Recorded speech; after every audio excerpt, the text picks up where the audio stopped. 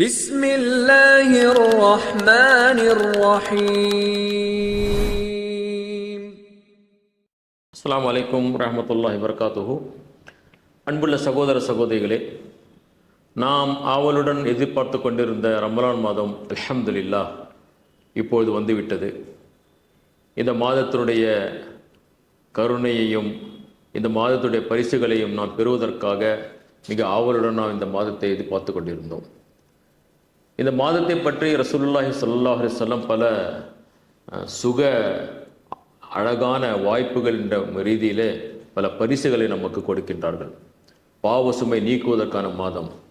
எவரொருவர் ஈமானுடனும் இறை நம்பிக்கை உடனும் இறைவனும் கூலி பெற வேண்டிய எண்ணத்துடன் ரமலான் மாதத்துடைய நோன்பு நோக்கிறாரோ, இரவில் இருக்கிறாரோ, அவருடைய கடந்த பாவங்கள் அனைத்தையும் எல்லாம் மன்னித்து விடுகிறான் என்று ரசூலுல்லாஹி ஸல்லல்லாஹு அலைஹி வஸல்லம் சுபச்செய்தியை சொல்கின்றார்கள். நோன்பு கணக்கில்லா கூலி கிடைக்கும் என்று பெருமானார் ஸல்லல்லாஹு அலைஹி வஸல்லம். எல்லா அமல்களுக்கும் கூலி உண்டு, அதற்கு கணக்கு வரையறை உண்டு. 1லிருந்து 10, 10லிருந்து 700 வரை. ஆனால் இல்ல சோம், நோன்பை தவிர. நோன்பும் குர்ஆனும் மறுமையில் யாரும் உதவி செய்யாத நேரத்திலே பரிந்துரை செய்யும் என்று பெருமானார் ஸல்லல்லாஹு அலைஹி வஸல்லம் சொல்கிறார்கள். இந்த மாதத்தில் ஒரு இரவு இருக்கின்றது 1000 மாதங்களோடு சிறந்தது என்று குர்ஆன் எடுத்துரைக்கிறது. அவ்வாறே இந்த மாதத்தை பற்றி சொல்லும்போது சுவனத்தில் ஒரு வாயில் இருக்கின்றது, பாபுர் ரய்யான். நோன்பாளிகள் மட்டும்தான் அந்த வாயில் மூலம் நுழைவார்கள் என்று சுவனத்துடைய சுப செய்தியை இந்த ரமலான் எடுத்துரைக்கிறது. இந்த மாதம் வந்தவுடன் சுவனத்துடைய வாயில்கள் திறக்கப்படுகின்றன. எல்லா வசதிகளும் வாய்ப்புகளும் கொடுக்கப்படுகின்றன சுவனம் செல்வதற்காக. நரகத்தின் வாயில்கள் மூடப்படுகின்றன. எல்லா தீமைகளுக்கும் நரகத்தின் பக்கம் செல்கின்ற அந்த செயல்களுக்கு ஒரு தடை ஏற்பட்டுவிடுகிறது. மனிதன் அதன் பக்கம் சாய்வதில்லை, செல்வதில்லை. ஷயாத்தீன்கள் விலங்கிடப்படுகின்றார்கள், அதன் பக்கம் நம்முடைய யோசனை போவதில்லை.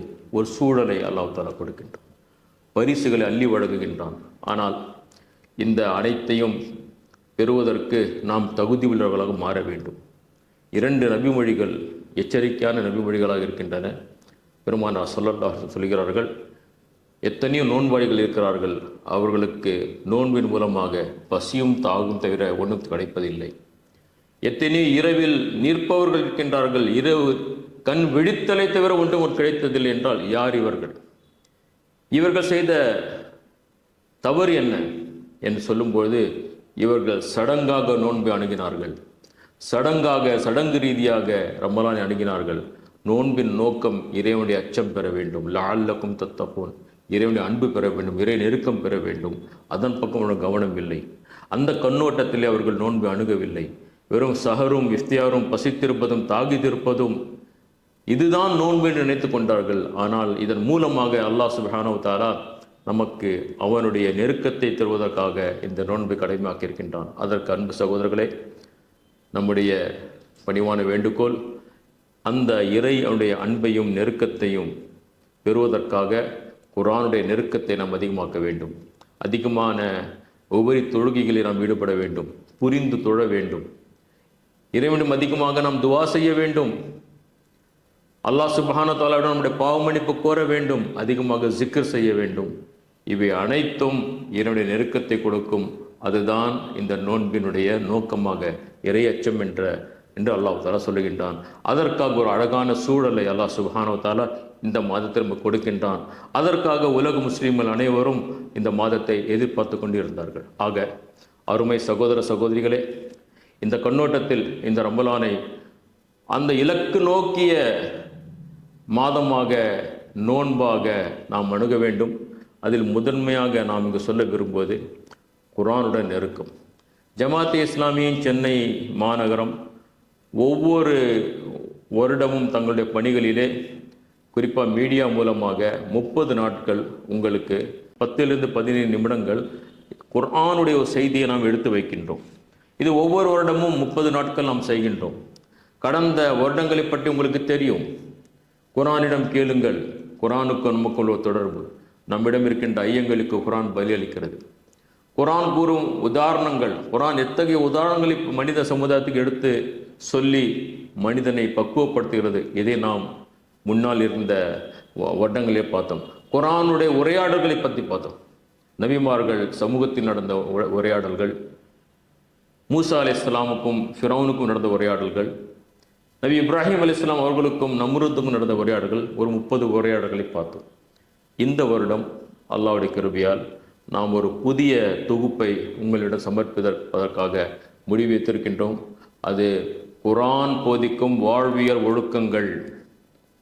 குர்ஆன் எத்தகைய ஒழுக்கங்களை நம்முடைய வாழ்க்கைக்கு போதிக்கின்றது, நாம் எந்த ஒழுக்கங்களை ஏற்று, குர்ஆன் சொல்கிற ஒழுக்கங்களை ஏற்று வாழ்ந்தால் நம்முடைய வாழ்க்கையில் லட்சியத்திலே நாம் வெற்றி பெறுவோம், நம்முடைய வாழ்க்கை நோக்கத்துக்காக அது உதவி செய்யும் என்ற கண்ணோட்டத்திலே நாம் ஒவ்வொரு நாளும் ஒரு குர்ஆன் போதிக்கின்ற ஒரு பண்பை எடுத்து வைப்பதற்காக நாம் முடிவு செய்திருக்கின்றோம். இந்த கண்ணோட்டத்தில் இன்றிலிருந்து இன்ஷா அல்லாஹ் தாலா ஒவ்வொரு நாளும் நம்முடைய சகோதரர்கள் சகோதரிகள் உங்களுக்கு முன்னால் ஒரு 15-20 நிமிடங்கள் இல்லை அதைவிட குறைவான நேரத்திலே இந்த ஒழுக்கங்களை உங்களுக்கு முன் எடுத்து வைப்பார்கள்.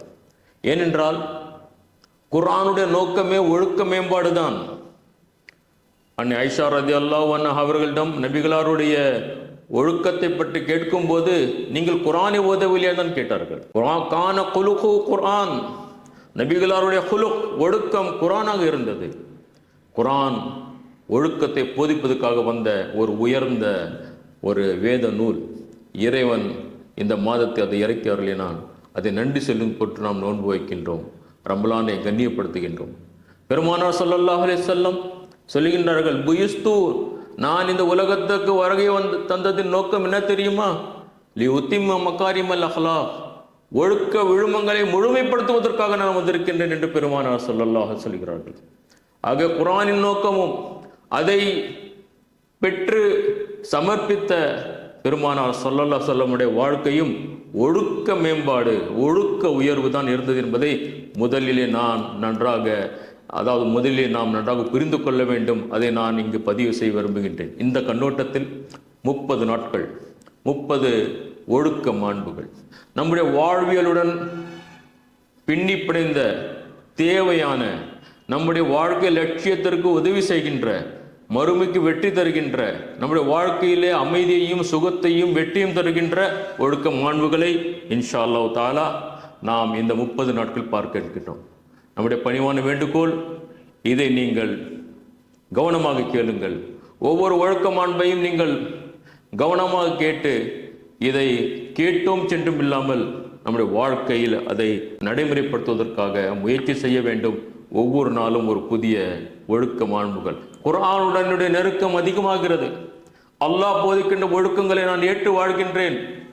குர்ஆன் இந்த மாதத்தில் எத்தகைய மாற்றத்தை குர்ஆன் விரும்புகிறதோ அது இந்த மாதத்திலிருந்து நான் தொடங்குகின்றேன்.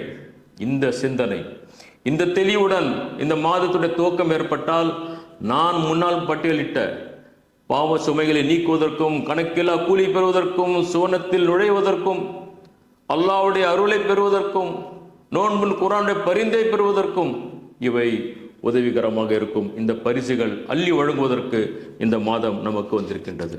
இந்த சில துவக்க அறிமுகத்துடன் இன்றைய முதல் பண்பாக இன்று நாம் எடுத்து சொல்வது என்னவென்றால், அல்லாஹ் சுப்ஹானஹு வ தஆலா சூரத்துல் ஃபுர்கான் 25வது அத்தியாயத்தினுடைய 63வது வசனத்தில் சொல்லுகின்றான், வஇபாதுர் ரஹ்மானில் லஸீனா யம்ஷூனல் அர்தி ஹௌனா.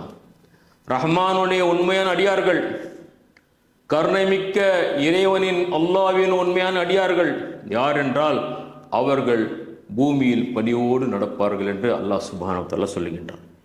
அதற்கு பிறகு அந்த 63 கிட்டத்தட்ட 15 வசனங்கள் தொடர்ந்து பல பண்புகளை சொல்கின்றன. அவர்களுடைய பொருளாதாரத்தை பற்றியும், அவர்களுடைய பகலை பற்றியும், இரவை பற்றியும், வணக்கங்களை பற்றியும், குடும்ப வாழ்க்கையை பற்றியும் எல்லாம் சொல்லுகின்ற இறைவன் முதலில் சொல்லுகின்றான், நான் விரும்புகின்ற அடியான், என்னுடைய அடியான் எப்படி இருப்பார் தெரியுமா? அவருடைய வாழ்க்கையில் பணிவு இருக்கும். ஹம்பிள்னஸ் என்று ஆங்கிலத்தில் சொல்வார்கள். ஆக இந்த பண்பை இறைவன் நேசிக்கின்றான். இந்த பண்பை திருக்குர்ஆன் எடுத்துரைக்கின்றது. இது மனிதனுடைய வாழ்க்கையினுடைய அறிமுகத்தை எடுத்திருக்கின்ற ஒரு பண்பாக இருக்கின்றது. அவனுடைய அந்த பணிவும் அந்த நடையும் தான் அவனை அறிமுகப்படுத்துகிறது. நீங்கள் பார்க்கலாம். ஒவ்வொரு மனிதனுடைய நடையும் நீங்கள் பார்க்கலாம். ஒரு அதாவது கர்வம் பிடித்த மனிதனுடைய நடையை பார்க்கலாம். பெருமை பிடித்த அந்த மனிதனுடைய நடையை நீங்கள் பார்க்கலாம். அறிவு ஜீவி என்று சொல்லி தன்னுடைய அறிவு உடைய புகழை பெறுகின்ற, புகழ் பெற வேண்டும், மக்களுடைய பாராட்டுகளை பெற வேண்டும் என்று நினைக்கிற மனிதனுடைய நடையை நீங்கள் பார்க்கலாம். கொடுமை புரிபவனுடைய, அநீதி செலுத்தக்கூடிய மனிதன் நடை பார்க்கலாம். அதே மாதிரி இறைவனுடைய அடியான், இறைவனுடைய அச்சத்துடன் வாழ்பவன், நீதத்துடன் வாழ்பவன், நேர்மையுடன் வாழ்வனுடைய நடையும் நீங்கள் பார்க்கலாம். ஆக முதலில் குர்ஆன் இந்த பண்பை அந்த பட்டியலில் எடுத்துரைக்கிறது. அதை நாம் இன்று இந்த தொடரிலே முதன்மையாக வைத்திருக்கின்றோம். அன்பு சகோதர சகோதரிகளே, இந்த பணிவு என்ற இந்த மரம், இதில் அந்த மரத்திலே அந்த அதிகமான கனிகள் வரும்போது அது பணிவாக தாழ்ந்து விடுகின்றது. இதுதான் பணிவு. பணிவுக்கு எதிராக வருவது கர்வம், ப்ரௌடினஸ். அவர் தன்னை ஒரு பெரிய மனிதனாக மதிக்க வேண்டும் மக்கள், தான் என்ற அந்த அகந்தை, இவையெல்லாம் பணிவுக்கு எதிர்ப்பதமாக இருக்கின்றது. நம்முடைய வாழ்க்கையில் நாம் அல்லாஹ்வின் அடியார்கள். அல்லாஹ் சுப்ஹானஹு வ தஆலா படைத்திருக்கின்றான். இந்த உலகத்தில் நாம் பரீட்சையில் இருக்கின்றோம். பணியோடு நாம் வாழ வேண்டும், கர்வத்துடன் நாம் வாழக்கூடாது என்பதை திருக்குர்ஆன் நமக்கு எடுத்துரைக்கிறது. ஆக பணிவு என்ற இந்த அழகான பண்பை நம்முடைய வாழ்க்கையில் கொண்டு வர வேண்டும். அதனுடைய அர்த்தத்தையும் நாம் புரிந்து கொள்ள வேண்டும். பணிவு என்பது ஏதோ நாம் மெதுவாக செல்ல வேண்டும், நாம் மெதுவாக பேச வேண்டும், நாம் குனிந்து செல்ல வேண்டும், அப்படி அல்ல. அதே நேரத்தில் பெருமை அடித்துக்கொண்டு அகந்தியாக வாழ்வது, இதுக்கு இடையிலே ஒரு நடுநிலை நமக்கு இருக்க வேண்டும். ஒரு மனிதனை பார்க்கின்றார் உமர் ரலியல்லாஹு அன்ஹு, அவன் இளைஞன், அவன் மிகவும் மெதுவாக குனிந்து செல்கின்றான். கேட்கின்றார்கள், ஏன் நோயப்பட்டிருக்கின்றீரா? இல்லை, பணியோடு இருக்கின்றன சொன்னார்கள் சாட்டை எடுத்து. இல்லை, இது பணிவு அல்ல. ஆக பணிவு என்பது நாம் அல்லாஹ்வுடைய அடியார்கள், மனிதர்கள் சமம், அகந்தை இல்லாத வாழ்க்கை, கௌரவம் இல்லாத வாழ்க்கை, பெருமை இல்லாத வாழ்க்கை, இப்படிப்பட்ட ஒரு வாழ்க்கையை நம்முடைய நடையிலே அது வர வேண்டும்.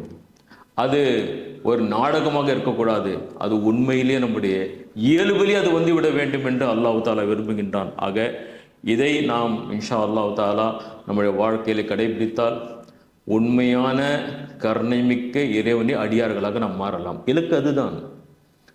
பணிவு என்று தனி ஒழுக்கம் அல்ல, அந்த பணிவு உண்மையான இறைவனை அடியாராக மாறுவதற்கு உதவி செய்ய வேண்டும். அப்படியே தான் வருகின்ற 30 ஒழுக்கங்களும் நம்முடைய வாழ்க்கையில் அது மேற்கொண்டு நடைமுறைப்படுத்தினால் உண்மையான இறைவனின் அடியானாக நாம் மாற வேண்டும். இந்த இலக்கிற்காக இந்த ஒழுக்கங்கள் துணை போகின்றன. நாமும் அதை தான் விரும்புகின்றோம். உலகத்தில் இருக்கின்ற ஒவ்வொருவரும், அல்லாஹ்வின் மீது நம்பிக்கை வைத்திருக்கின்ற ஒவ்வொருவரும் அவர்கள் விரும்புகின்றார்கள், அந்த கருணை மிக்க இறைவனுடைய கருணையை நாம் பெற வேண்டும் என்று நினைக்கின்றோம். என்றால் அந்த கருணை மிக்க இறைவன் சொல்லுகின்ற அந்த ஒழுக்கங்களை ஏற்று நாம் வாழ வேண்டும். அதில் முதன்மையாக இன்று நாம் எடுத்து வைத்தது பணிவு என்ற ஒரு நல்ல பழக்கம், நல்ல நடத்தை. ஆக அன்பு சகோதரர்களே, இந்த கோணத்தில் ஒவ்வொரு நாளும் ஒவ்வொரு ஒழுக்கம் அது நம்முடைய வாழ்க்கையில் பிரதிபலிக்க வேண்டும் என்ற ஒரு முடிவு எடுத்துக்கொள்ளுங்கள்.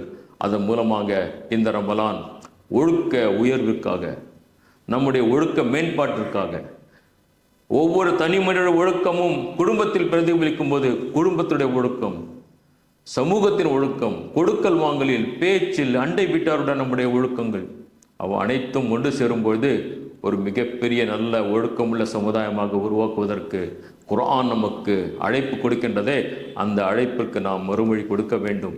அந்த கோணத்தில் ஒவ்வொரு நாளும் வெளியிடப்படுகின்ற இந்த காணொலிகளை நீங்கள் கவனமாக கேளுங்கள், புரிந்து கொள்ளுங்கள். அல்லாஹ் சுப்ஹானஹு வ தஆலா நம்முடைய வாழ்க்கையில் குர்ஆனுடைய ஒழுக்கத்தை கொடுத்து நல்ல உயர்ந்த மனிதர்களாக ஆக்கி இந்த ரமலானுடைய நன்மைகளை பெற்று சுவனத்தினுடைய நற்பேற்று பெற்ற மக்களாக ஆக்கி அருள் புரிவானாக.